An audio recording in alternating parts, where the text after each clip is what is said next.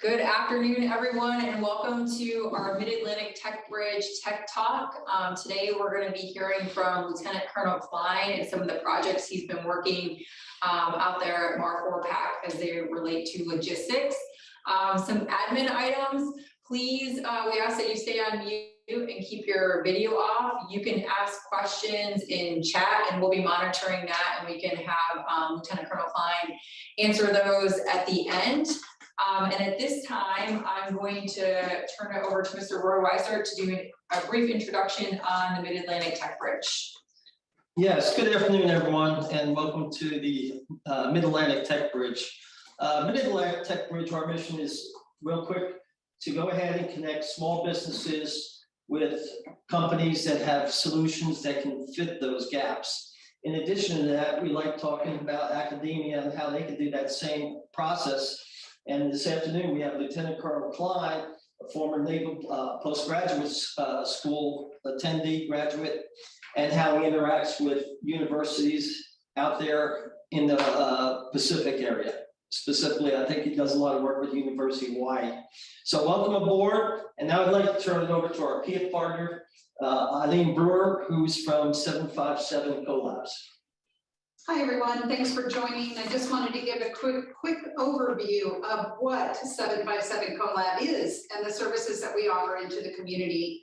757 Collab is a nonprofit organization funded by grants and sponsorships. So if you're a corporation or a government agency that is looking for great ways to support others in the community, we would be a good target for you. One of the services we offer into the community is called 757 Startup Studios. This is a physical space. We're in the assembly building in downtown Norfolk. We have 28 early stage startups who are using our space at no cost. We have an application process available on social media. Once every 6 months, we bring in a new cohort and we give you 6 months free co-working space, plus we deliver training every week.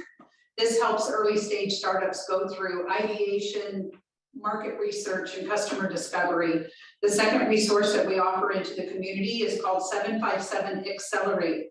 757 Accelerate is an intensive 12-week training program that's offered in the fall every year, September through November. This is for the more advanced startups who are ready to grow and just need some mentorship and training on how to grow their business and expand and increase their revenue and customer base. At the end of those 12 weeks, we take you out and introduce you to investors.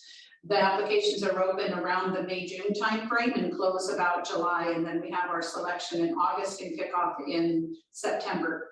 We also have 757 Angels. The 757 Angels are 140 people who are very interested in investing in Virginia-based startups. They also have their own separate application process, and they do investing 3 times per year. All 3 of these resources have presence on all social media platforms, so you can look for any of them and you can apply to any of them based on where you are in your business. None of them have to be done in order. You can jump in and out as needed. We're happy to be a partner with the Mid-Atlantic Tech Bridge to provide these tech talks out into the community. And with that, I'll turn it over to our next speaker. Hey, Colonel, over to you. All right, and Colonel Kline, I'm going to stop sharing and let you go ahead and share your screen to walk through your slides. Okay, that sounds good. Can everyone hear me? Yes, we can hear you loud. Can you see me? Because also my camera, I don't see myself, and so I don't know if you can see me. I do not see you. Okay, well that's fine. I have an ugly face, anyways. So no, can you see my screen? Yes, we can see your slides. Yep. Okay, great. So these are 3 of my projects when I'm out here. Just let me tell you, thank you for having me on today, and I'm really a big fan of all the different innovation network entities in the innovation ecosystem. I've kind of learned how to navigate it, and I've just had one great time as being a terminal lieutenant colonel in the Pacific, doing the best I can with the knowledge I've had. A little bit on my background is MPS payback guy. I was after in IT management, computer science. I went to be on the Navy's team to go on to the Marine Corps accounting system. led and managed 96 developers for that effort. And then I came out here back to my roots, aircraft logistics, aircraft maintenance.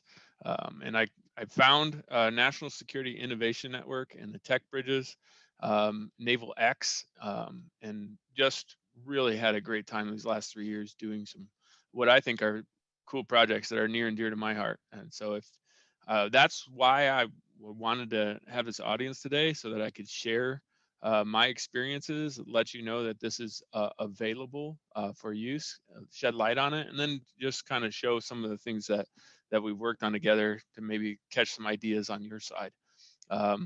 As a loggy, I've been in CPXs. This is going into the first one, Fairy Dust Fighter. As a logistician, I've been in command post exercises, tabletop exercises, rehearsals of concepts, and we, in the Marine Corps, we always use the term fairy dust. Fairy dust is what happens when, in order to make the CPX work or the scenario continue, they wave their magic wand over the logistics realities of time and space, dimensions, max weights, speed, delivery of fuel mechanisms. There's a plethora of gritty logistics reality that get fairy dusted away in order to exercise the staff, and rightfully so.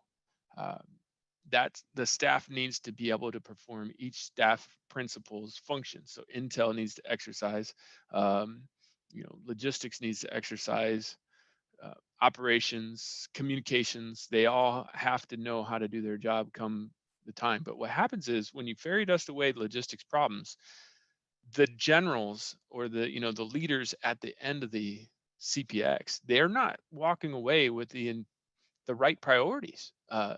How do you, if you don't capture the fairy dust, and if you're not able to articulate it, are you ever able to really get after the logistics challenges that are critical to successful warfare and winning battles on behalf of the nation? I would suppose not. So this is I've been working with National Security Innovation Network, the University of Hawaii, and the computer science department there. I framed it as initially as an alien invasion. I was like, hey, I want to be able to model an alien invasion and just be able to determine how quickly and how in what quantity my Marines here on the island of Oahu can self-deploy. What is the limitation of our capability given what's here on the island? Because one of the highlights is the MV-22 range, and in order to be able to hit another island that's not named Hawaii from here, we need internal gas tanks and tanker support, which kills the ability to put cargo in it. And I don't think a lot of people know that. So I framed it as, hey, let's build an alien invasion war game. Let's do it in Python. And during the summer internship this last summer, I came up with the idea of, instead of trying to visualize everything in Python 2, why not use Power BI to animate the front end? So with 3 students and, National Security Innovation Network, if you don't know, they have a thing called X-Force. X-Force, they pay interns to work for you on unclassed projects. So we established a GitHub repo, and we used a Python program or library called SimulationPy or SimPy. We started iterating with dumb stuff like a barista at a coffee shop, or visiting the Empire State Building and transporting cows, just to get the hang of the software. But through iteration and the agile process, by the end of the summer, what we had was an AI-enabled logistics war game. While I'll just bring it onto the screen. Can you see my new screen? Did I lose you? No, we can hear you. We can see the screen. Sorry, we were on mute. So, but yes, Oh, no. We can see that screen that you dragged over. Okay, good. So this is it. There are a ton of programs that work together, and in the end, what there are 3 different levels of agencies. So the transports are smart themselves. Let me go back up here.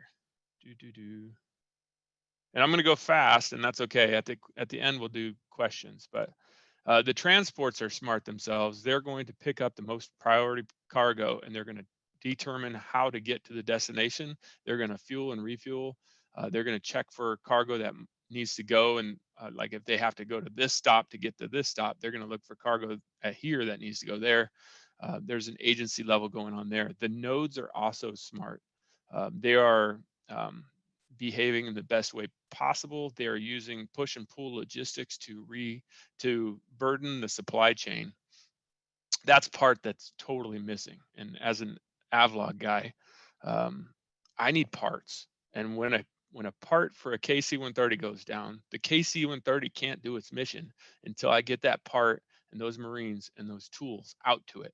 So in computer language, what I mean is I want to throw an exception and stop carrying everything else, divert something and go get those parts. So that is what I call burdening the supply chain. So I do that in this Fairy Dust Fighter. I'll break an aircraft. I'll digitally model the Class 9 block, or what we call in the air wing, the pack-up kit. And then finally, there's a master agent. So when the transport reaches its final destination, drops its cargo, refuels, the master agent will look at all the ports and everything going on and give the transport a whole new mission. So there's a whole lot of Monte Carlo simulation going on in the Fairy Dust Fighter, and I can just kind of show you how it works. So, oh, I need to go to the right one. Hang on a second. There it is.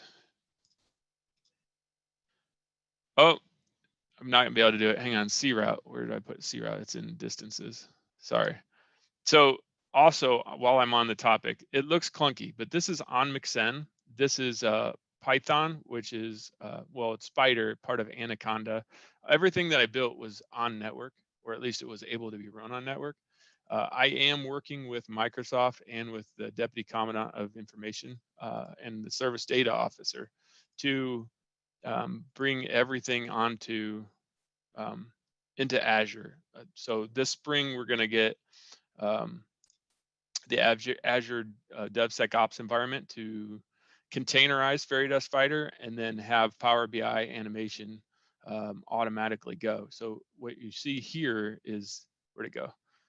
This is the API that triggers this in the cloud. Now I'm not running that version right now, but all you'd have to do is upload the input file and then run the simulation. So I'm probably going super fast. So stop me if you have any questions or post them. This is all hosted in Teams. So there's an app that I'm working on to be able to just, add your ports, add your transports, add your equipment density list, and then you hit play and it interacts with the containerized Python. So I need to go to live simulation side process, classes, it's distances.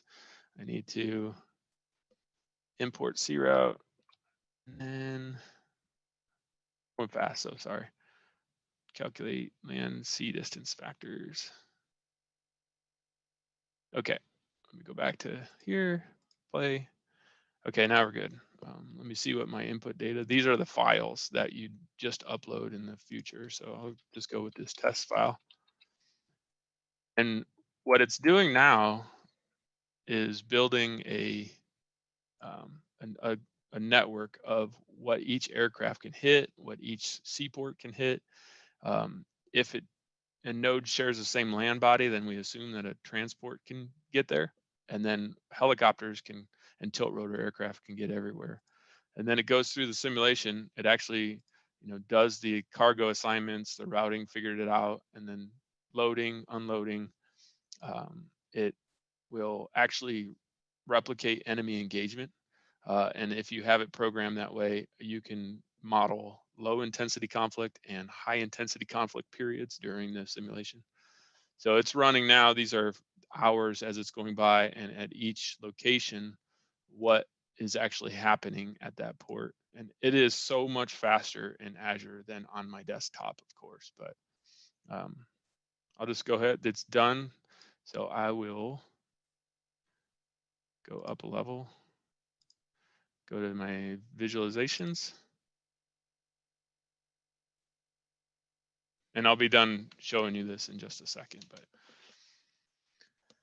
it's pulling up now. This will all be automated. I do have this in the cloud and on that team. Actually, I'll just show you on the team. So the scenario animator.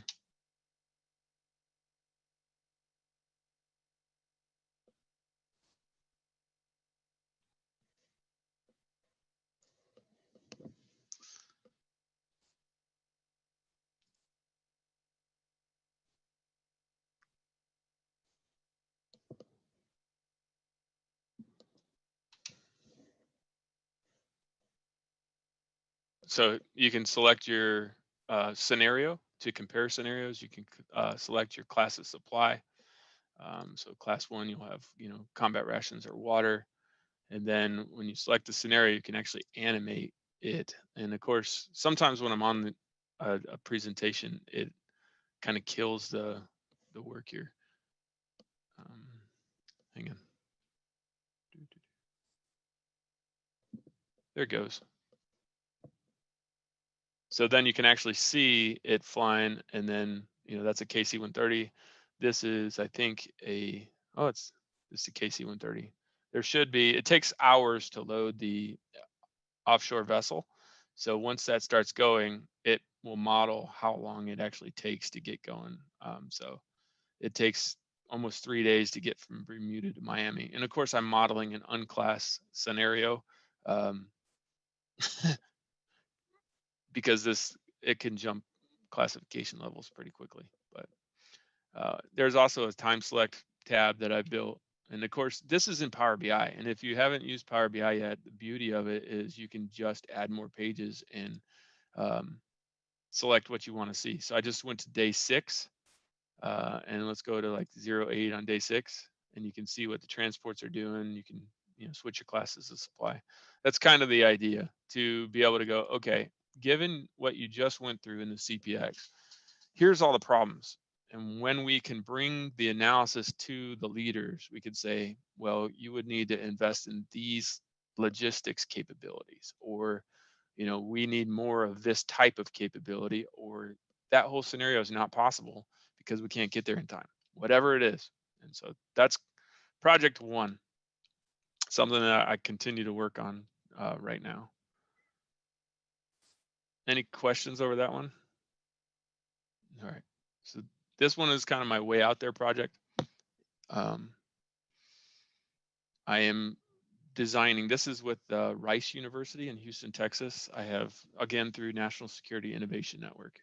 I am with 6 students, 2 mechanical engineers, 2 software developers, and 2 electrical engineers, building a low-cost autonomous catamaran for low-price cargo.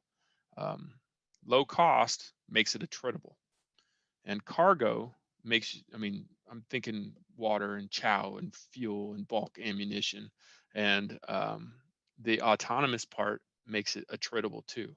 And what you do is you'd put your adversary in a position where they can use high expensive munitions on low priority targets. We can build these very, very quickly. We could even have host nations build them and maintain them. Of course, as an avid sailor, I always had the dream when people are talking about autonomous cars. I'm thinking, heck yeah, I can be in the back with my slippers, a magazine, and my bourbon. Same idea applies in a commercial venue for catamarans and for sailboats. Why would you want to work that hard if you can sail? If it can sail itself, and you wouldn't be using any fossil fuels. And so that's why the sailboat part, because if you go back to World War II history in the Pacific, we were stealing gas out of broken aircraft to generate the next sortie with a working aircraft. Fossil fuel is a major limiting factor anywhere. And so this is our prototype. Of course, the one you're seeing is only 6 feet long right now. We're working on the actual computer logic, avoiding obstacles and the rules of the road in terms of sailing. And you can kind of see our criteria there. And of course, right now it's plywood and foam, but the concept holds, and I'm looking forward to continuing to learn with these 6 students in the unclass environment that they're working in. All right. And then finally, a little bit of natural language processing and artificial intelligence in that way. This is also through National Security Innovation Network and also through the University of Hawaii. 3 students helped me build this. So as an aircraft maintenance officer, back in the day, I had something called a work unit code tree. And it's a tree because if you only have 3 characters, you're talking about a major assembly on the aircraft. And the more characters you add to that work unit code, the more specific you go to the subassembly. So from right wing to the right wing's fuel cell. And then if you add another character, you're probably going to a fuel fitting. If you go to another character, you're going to a gasket on the fitting that connects them or something like that. But the interface is terrible. It's terrible. It's a drill down thing, and finding the right work unit code is a problem. So I thought, well, why not use Fastex, or I had other ones in mind actually, but they decided to go with Facebook's Fastex, and they built me a containerized assistant that could improve the maintenance experience and also improve the data quality that goes into writing a maintenance action form. Of course, when it gets up to the engineers, writing the correct work unit code helps them identify which components are failing. So, and what's cool is that logistics is typically in an unclass environment, which makes it kind of ideal for working with colleges on prototypes that I can then go to the Marine Corps and the Navy with and say, hey, this is possible, and if we do this, we're going to improve both the maintenance experience. We only have Marines for 4 years on average, but we're also going to improve the data quality and be able to possibly leverage better readiness off of just improving the user interface. So those are my 3. How quick did I go? I went really quick. That was good. But I can show you more. I can talk more. And I just want to open it up to more of a conversational style and see what questions you have. Lieutenant Colonel Kline, there was a message from Everett. He had asked, are you able to model scenarios that would provide insights into time, cost, manpower, etc., effects of transport nodes that are future possibilities, i.e. autonomous UAS, UAV, etc.? Yeah, as long as it uses the planet Earth to navigate, I can model it. Cost, I haven't really thought about cost very much, but as long as you understand what operating hours are, what we call them demurrage charges, positioning, depositioning fees, that should be easy to do in the post scenario analysis. And what's cool about this, I've been working with NIWC Land in the 7, Dr. Darlene Perez-Lavin. She's doing AI optimizations. So there'll be 3 optimizations once we get this in Azure. Of course, you can't really do high-level artificial intelligence in terms of finding the optimal scenario for transports, or for, what possibility would there be to employ floating dumps or new nodes that would support better distribution and more sustainment. Those are 2 of the types of optimizations that our team has been working on.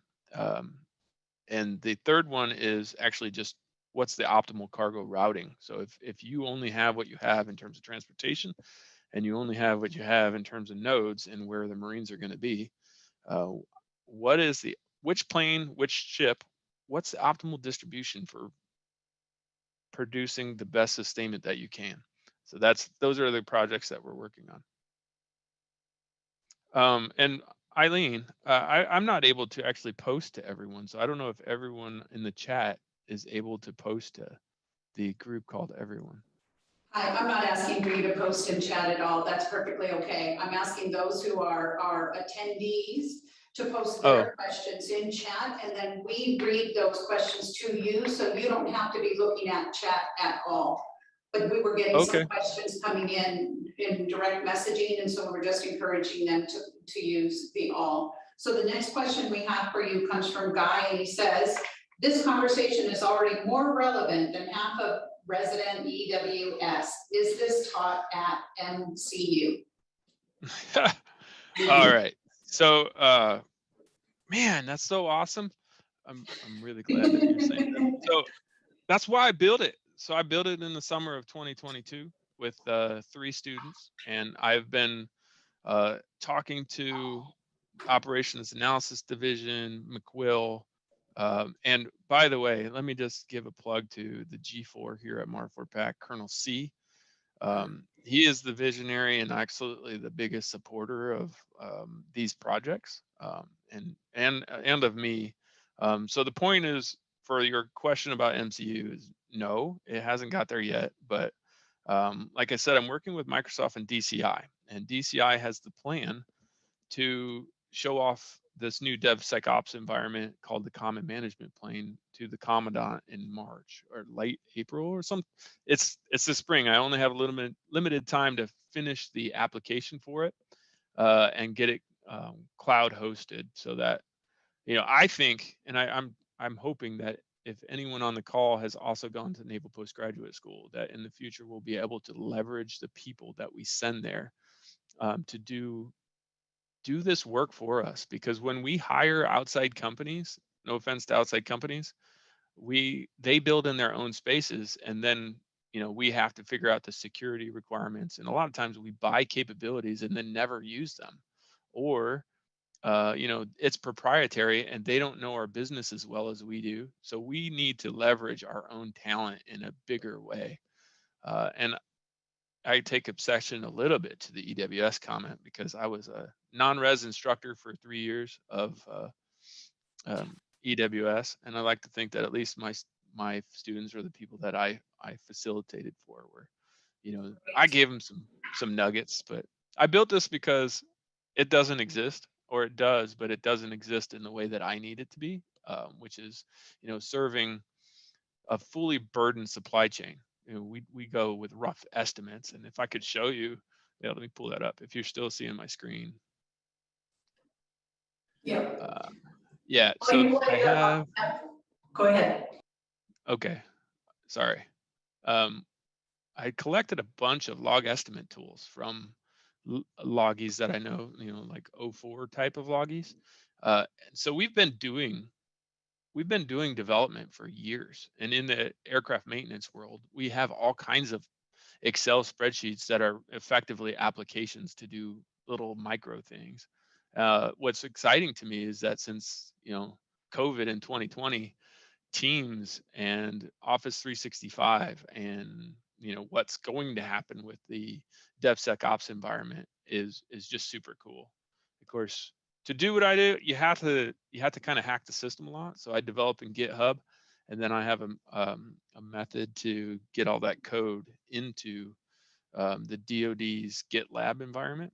There are tools out there, but there's not really great knowledge on how to leverage the tools that we already have. Sorry, is there another question? Yes, hi. The next question is, what opportunities do you see for AI and ML in Fairy Dust Fighter? Yeah. So right now, just being on my desktop, the AI level is very small. They're making their best decisions. But those 3 optimizations that Nightwing has been working on are the 3 that are really key to, you know, producing workable knowledge from it.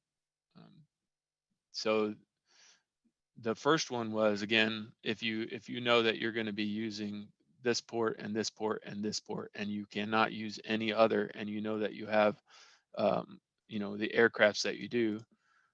I didn't show you this either, but I'll do it while I'm at it. Is here's all the different transports, and then here's what their readiness is during the simulation, and then here you can actually compare the different force closure, like, all right, given one transportation type versus another. So going back to the optimizations, if everything's the same and you have a hub here, what should bring cargo here, here, and here, and in what manner?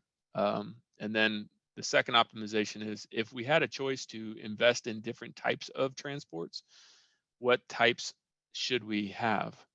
And then also the third one is if we had an opportunity to open up a port here or a floating dump here, at what date and how should, like, which nodes would provide more optimal solutions? So those are the things that we're working on. And I should show you that, I do have all the reference data that I've been aggregating. So I'll just open it in SharePoint real quick. So from US Transcom, I have every port that they're tracking. Let me go to, oh no, it's not on my site contacts. I have all the cargo and the dimensions from Loggy Tools. I even have burn rates for them. So here, if we wanted to go, filter A to Z, we could say, okay, we're all these different ports. So in the app, you'll just be able to select the port. You won't have to go find out which lat longs they're at and stuff like that. So.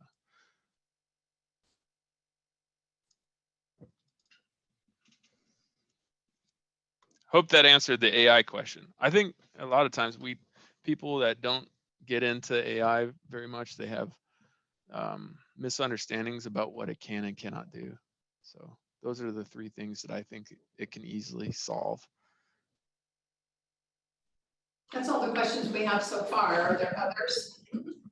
Yeah, go ahead. Yeah, Colonel, this is Roy again. This tool to me is outstanding, but again, I see you retiring and things like this, and you're passionate about this. So how do you keep all this work moving forward in the future? Is it going to be Network Atlantic and those people, or coalition? Maybe if you could explain that a little bit more. Yeah, so I'm working with the Marine Innovation Unit now, and I'm working with MARFORPAC G4 and with NIWIC LANT. I've been trying to reach out to OR types that are doing their payback tours, and about this, whether or not this one. So I should tell you that too, is even though I'm a loggy and this is a specific need, my goal personally is not to produce this tool and have it be, grow and be, it may not be the one that wins, but I think that we need the opportunity to have a place to build these things on-prem so that the best ideas can get given funding and manpower expertise to maintain them. So like last year, I built a predictive analytics tool for maintenance. It was an Excel spreadsheet before, but it was super cumbersome. And there was a SRRB to pay $1.7 million a year for 3 years to an outside company to develop it in Power BI. And I was like, no, what we need is the ability to develop this ourselves. So that if this is a ground, this ground level or grassroots initiative is good enough, then we can grow it into something that we maintain. But if it's not, we haven't wasted millions of dollars to develop something so like that we don't use. And so my goal is to help the Marine Corps help themselves. And in terms of sustainment, if this thing, once I get it to a beta version, if it grows enough to be worth it, then so be it. It does have limitations right now. I mean, I do have a plan or a scheme of how to add red agents. So in AI, where when we don't go from point to point navigation, we could have a grid system where if an enemy is spotted in a location and we know that the range of their weapons is this much, then we can take away the navigation to that if it indeed crosses over that line, or have the transport have the range to go around the spot to get there. So there's a lot of development that could be done. I'm just hoping to get the idea out there while showing that we need this capability to develop with the talent that we're already making every year. There's super talented people out there in the Marine Corps and the Navy that graduate from Naval Postgraduate School or from other places, that they get to their payback tour and they're not employed in accordance with their capability, whether that's a vision thing or whatever. I've seen a lot of my peers kind of just go back into the manpower grind, trying to get the next key development thing, or, you know, become commanders, which is not bad, but someone needs to be doing better staff work for the Marine Corps.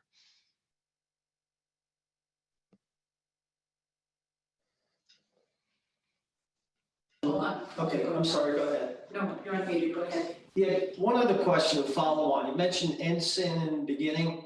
Yeah. Why did you pick that organization, and just provide a little background there on how that was able to assist you with those efforts? Yeah, so we have a science and technology advisor named Jessica Hiroka, and she works in the office next to me. And one day she was like, "Hey, do you have a project?" I work with Ensign. It's the only thing I don't know. She knows everybody, but she helped me get my feet in the door. My boss had an idea of a gonculator for aircraft readiness, to go, okay, if we added 10 more avionics technician to an F-35 squadron, what would be the return on investment in terms of readiness or lesser parts consumption? What do you think? And so I thought, well, that's a perfect unclass type of thing. If I can simulate a squadron's maintenance department, then I could possibly produce this gonculator that my boss wanted. So my very first project, she basically wrote the project proposal for me. And then I just started working with students, and it just kind of happened that, you know, a lot of times you have to be willing to fail, and you have to be willing to waste your own time. But you do so knowing that you will learn something along the way, and that might be worth it by itself. So I'm just going to bring up the sailboat proposal and just show you that it's like, you know, less than 200 words, and then you just kind of got to sell the idea for it. So this is it. This is the proposal for that autonomous vessel. So I was like, okay, well, University of Hawaii's, you know, I'm tapping them out. I want to do this. How do I get there? And the regional director pointed me to Rice, because Rice did one of those reverse engineered a cocaine, like a cartel boat in a recent project, and they thought that that might be a good fit for me. And so it worked out. I mean, ensign, excuse me. Do what? And that's with funding through ensign? Yeah, yes. So if they get vetted, they get a small seed money for, especially their interns. I mean, a lot of this sailboat where we're at right now with the sailboat, we've spent $570. And so it is literally the combination of just good fortune and students that need relevant experience with a quote unquote customer. And where's that one at? And, you know, so this whole project has a budget of $2,500, and that's all through National Security Innovation Network, which is a directorate of Defense Innovation Unit, what used to be known as DIUX.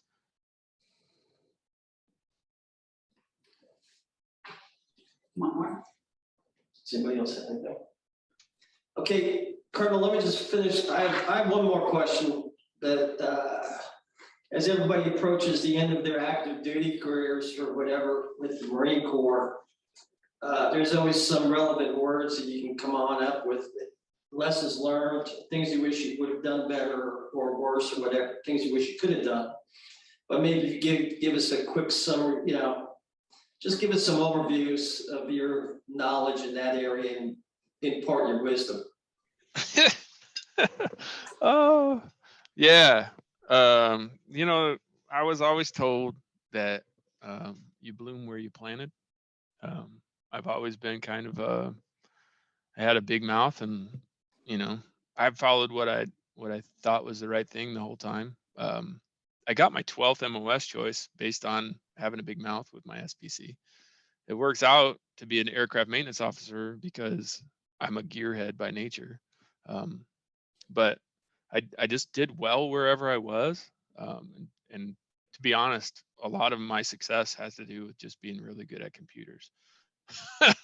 Because I mean, I could do things that other people couldn't.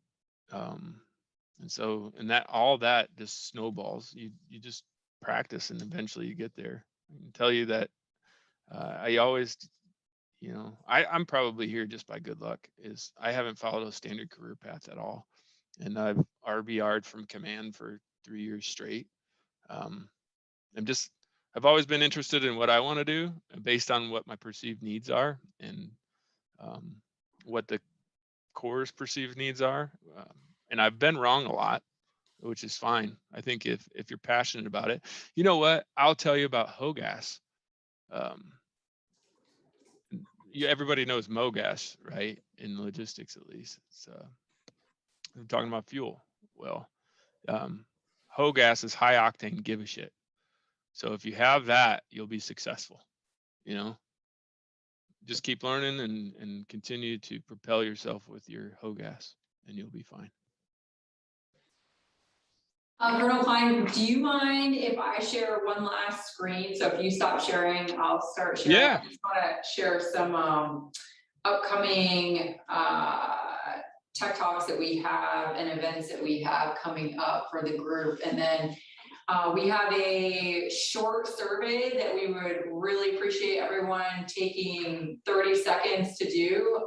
It helps us make these better, and you know, sourcing you all of what topics that you're interested in. So on February 15th on the right, we have a Marine Corps Systems Command Logistics Technologies of Interest, where we will get Dave Keeler, the ATI there, and then 3 companies to kind of talk about how their technologies relate to Dave's technologies of interest. And then we've also got a Department of the Navy Small Business Workshop that we're going to be doing both in person here in Norfolk and virtually. So if you go to our Eventbrite site, you can sign up for both of those. And then again, we ask that you pull out your phones, you know, get your camera out and scan that QR code and take our really short survey. Roy, closing thoughts? Yeah, just closing thoughts. I'd really like to thank the Colonel for his presentation. It opens my eyes up to a lot of things. I like to read the clock instead of build it. So I appreciate it. And just me knowing you for the last few months has been pretty interesting. So thank you. Thank you so much. And we'll probably see each other in the future. All right. I hope so. Yeah, and I saw that note to connect with me on LinkedIn. Hey, if you have any questions, just reach out to me. That's one thing I wish I'd have go back 20 years ago and just known from the start is everybody puts on their pants the same way, and you can reach out and talk to whoever you want to, and they probably really would like that. So if you have anything, just reach out on Teams or, you know, connect with me in any way you can. And I learned just as much from everybody else. I'm still an idiot, so I'm you know, we're all learning from each other. Thank you for your time today. Mahalo. And for the attendees, if you complete the survey, you will receive an email from us that includes a link to the recording and the slides. And that's it. Thank you all.